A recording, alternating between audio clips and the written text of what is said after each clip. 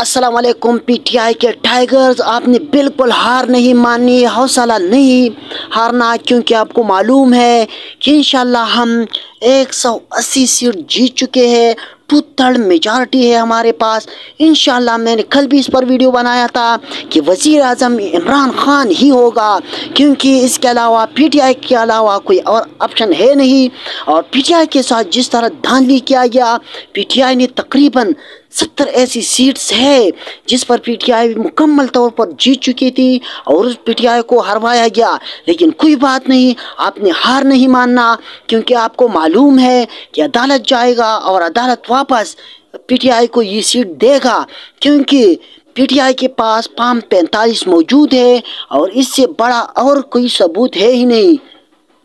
तो चलते हैं कि इस्लामाबाद में पीटीआई ने 3 में से 3 जीते हैं, बलूचिस्तान में 16 में से 4 जीते हैं, पंजाब में 139 में से 115, सिंध में 61 में से 16, केपीके में 44 में से 42।